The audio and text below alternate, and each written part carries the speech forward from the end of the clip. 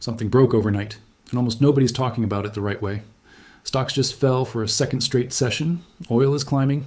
Bond yields are pushing toward levels we haven't seen in decades. Every signal in the traditional market is flashing caution, and Bitcoin did the opposite. While equities slipped, Bitcoin clawed back above $64,000, pulling itself off a weekly low near $62,700 in a matter of hours. That's not supposed to happen. Not like this. Not on a day when fear is rising everywhere else. So here's the question I want you to sit with for the next 20 minutes. Is Bitcoin quietly breaking away from stocks for a reason that actually matters? Or is this the kind of divergence that shows up right before the trap closes? Stay with me until the second half, because there's a signal buried inside the ETF flow data this week that most traders haven't even noticed yet. And once you see it, you'll understand why the number everyone keeps whispering, $70,000, might be closer or further than it looks. Quick note before we go further, this isn't financial advice, and I'm not telling you to buy or sell anything.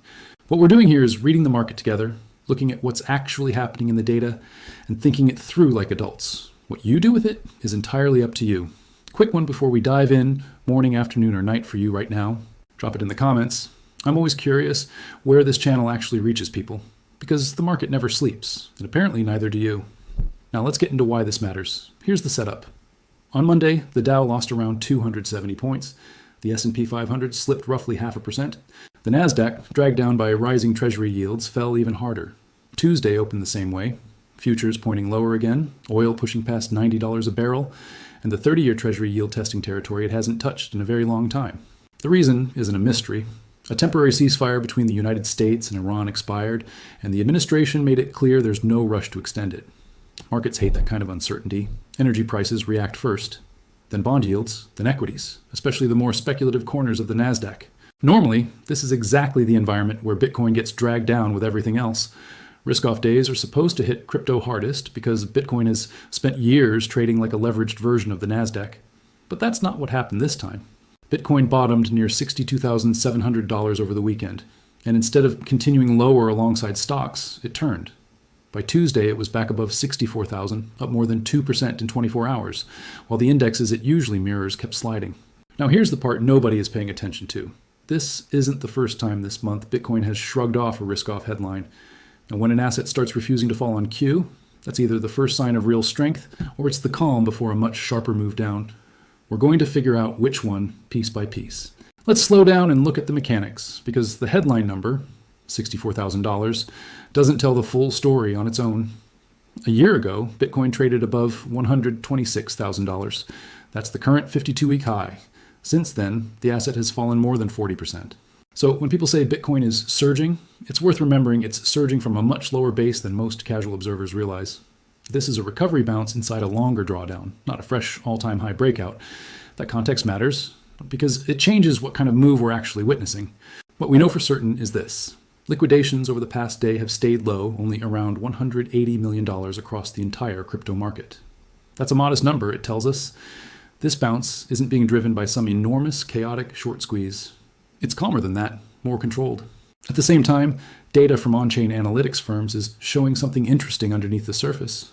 Derivatives market fees spiked to their highest level in 20 months earlier this week. That usually means serious money is actively repositioning, not just retail traders chasing a green candle. So we have a bounce with low liquidations, but heavy derivatives activity. That's an unusual combination. It suggests this move is being built with intention, not panic. But this is exactly where things start to break down if we're not careful. Because a controlled bounce built on derivatives positioning can unwind just as quickly as a chaotic one. Controlled doesn't mean guaranteed. Let's talk about the theory everyone reaches for first, the short squeeze. Here's how it works in plain terms. Traders bet against Bitcoin, expecting the price to fall further after the weekend dip. When Bitcoin instead turned higher, those bets started losing money. As losses grew, some of those traders were forced to buy back their positions just to stop the bleeding. That buying pressure pushes the price up even more, which forces more shorts to cover, which pushes the price up further still. It's a real mechanism. It happens constantly in crypto markets, and it can produce sharp, fast rallies. But here's the problem with leaning on this is the entire explanation. Squeezes are explosive, but they're rarely durable on their own. Once the trapped short positions are cleared out, the extra buying pressure disappears with them. If nothing else is supporting the price, the rally can stall out just as fast as it started, sometimes faster. So the real question isn't whether short covering played a role here. It almost certainly did. The real question is whether there's something underneath this move with actual staying power. Because a squeeze can get Bitcoin to $70,000, it can't necessarily keep it there. Are you positioned for that possibility, or are you just watching the number climb and hoping? Be honest with yourself on that one. To understand whether Bitcoin's strength is real, we need to understand why stocks are weak in the first place. This is where the story widens. The immediate trigger is geopolitical. The ceasefire between the United States and Iran technically expired, and instead of renewing it, the administration signaled it intends to keep applying pressure. Oil jumped as a result, with Brent crude pushing above $91 a barrel. The U.S. Strategic Petroleum Reserve has also fallen to its lowest level since 1982, which limits the government's ability to cushion any further supply shock. Layer on top of that some genuinely soft economic data. U.S. housing starts dropped over 12% month over month in July, a sharp slowdown that caught some economists off guard. Meanwhile, the 30-year Treasury yield has been grinding toward multi-decade highs, which makes borrowing more expensive across the entire economy and puts pressure on growth-sensitive stocks, especially in tech. So stocks aren't falling because of one clean story. They're falling because of a stack of pressures arriving at the same time. Geopolitical risk, rising energy costs, softening housing data, and climbing yields. And this is exactly why this matters right now. If Bitcoin were simply a high beta tech proxy, all of that pressure should be hitting it just as hard, if not harder. Instead, it's holding its ground and even pushing higher. That divergence could mean one of two things. Either Bitcoin is starting to trade on its own internal supply and demand dynamics, rather than simply mirroring risk sentiment, or Bitcoin just hasn't caught up to the bad news yet, and the drop is still coming. Here's where we zoom out to the bigger machine underneath all of this. Bitcoin doesn't trade in a vacuum. It sits inside the same global liquidity system as every other asset: stocks, bonds, gold, real estate. When financial conditions loosen, risk assets across the board tend to benefit. When conditions tighten, they tend to struggle together. Right now, we're seeing a strange split. Gold has been climbing, which usually signals investors reaching for safety. Oil has been climbing too, which usually signals inflation concern. And yet Bitcoin, an asset that's supposed to behave like a risk asset, is also climbing. That's three different signals typically associated with three different market moods, all rising at once. Something underneath the surface is shifting, and it's not a clean, simple story. One read on this: markets are forward-looking. Traders don't wait for a crisis to fully play out before they position for it. If enough capital believes financial conditions will eventually loosen, whether through central bank action or simple risk rotation, some of that capital starts moving into Bitcoin ahead of time, treating it less like a leveraged tech trade and more like a hedge against currency and policy uncertainty. This is where smart money is already moving, according to at least one part of the data. And that brings us to the piece of this story that actually convinced me to make this video in the first place. Here's the detail that most coverage buried in a single sentence this week, and it's the one worth pausing on. Spot Bitcoin ETFs saw more than $385 million in outflows last week. On its own, that sounds bearish. Investors pulling money out of Bitcoin funds during a period of market stress is exactly what you'd expect. But then the flow reversed. Over the following 5 trading days, US spot ETFs took in more than 14,000 Bitcoin in fresh inflows. Multiple analysts tracking the data described the third quarter as having flipped from net outflows to net positive territory. And this new demand is landing in what one analyst called the thinnest, most sold-out market in years, meaning there's less available Bitcoin supply on exchanges to absorb that buying pressure. There's more. Paul Tudor Jones's macro fund increased its position in BlackRock's spot Bitcoin ETF by nearly 19% in the most recent quarter, while sharply cutting back its call options. That's a meaningful detail. It's not a leveraged options bet chasing a quick pop. It's a shift toward direct spot exposure, the kind of positioning that suggests conviction, not speculation. So here's the real question underneath everything we've covered so far. Who is actually buying this breakout?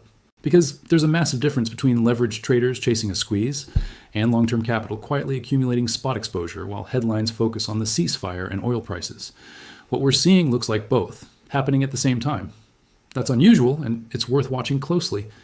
Now, let's talk about what's happening beneath the price chart entirely: supply. On-chain data has flagged something called sweep activity, where dormant Bitcoin from older wallets gets moved. Galaxy Research has tracked losses connected to a hardware wallet vulnerability exceeding $115 million, covering coins swept from thousands of addresses since late July. That's a security story more than a market-moving one, but it's a reminder that not every large wallet movement means what it looks like on the surface. Some of it is theft, some of it is consolidation, some of it is genuine distribution. What matters more for our purposes is the broader supply backdrop. Exchange-held Bitcoin has been trending lower for an extended stretch, and long-term holder behavior has stayed relatively stable through the volatility. Combine that with a market some analysts are describing as thin and sold out, and you get a setup where even moderate new demand can move price more than it normally would. This is how Bitcoin can look calm on the surface while something more significant builds underneath.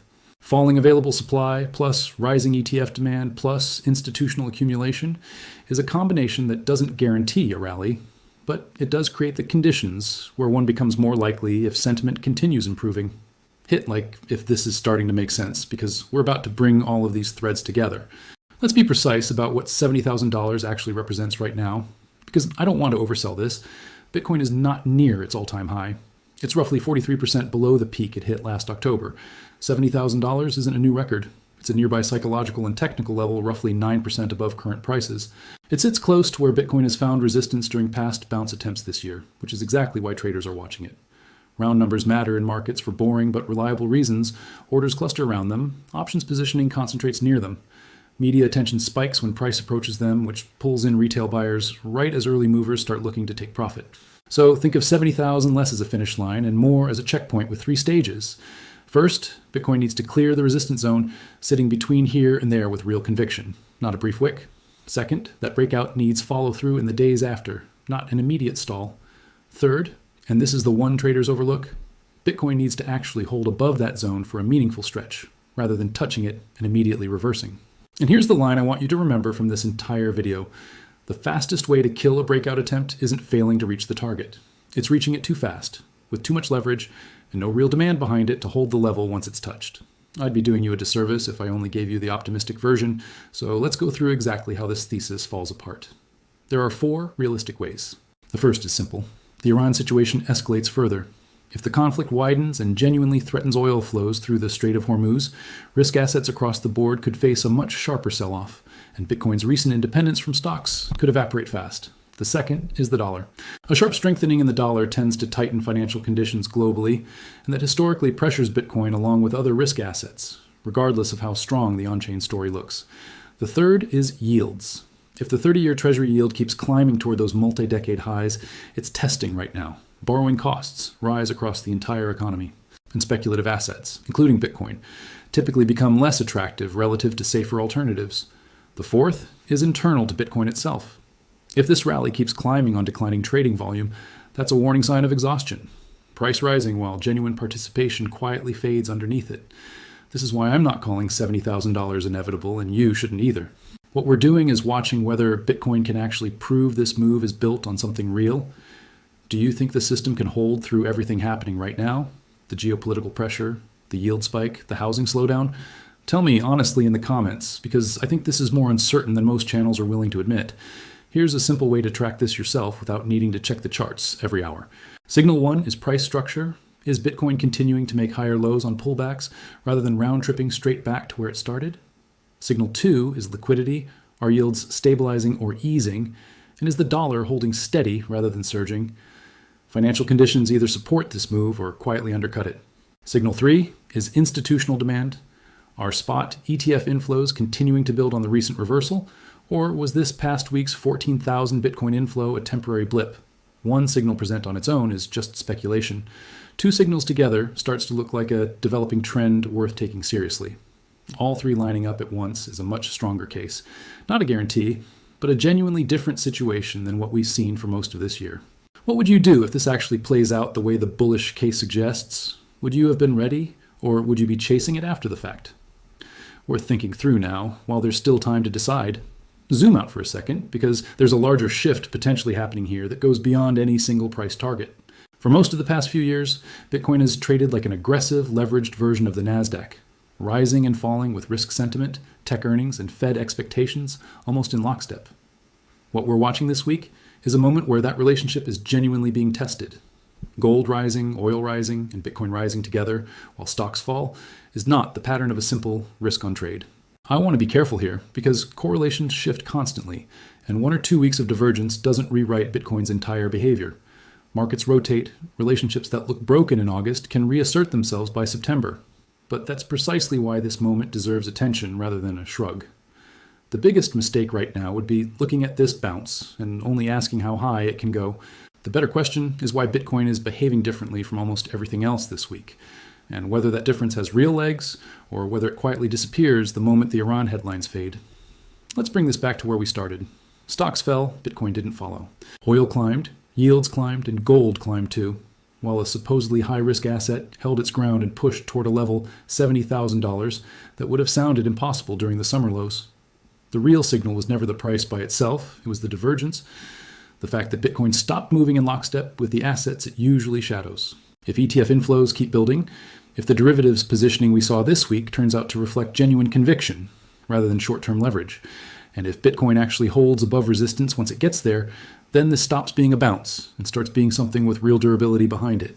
But if the Iran situation escalates, if yields keep climbing, and if this rally runs out of volume before it runs out of headlines, then $70,000 turns into another level that got touched and rejected, just like several before it this year.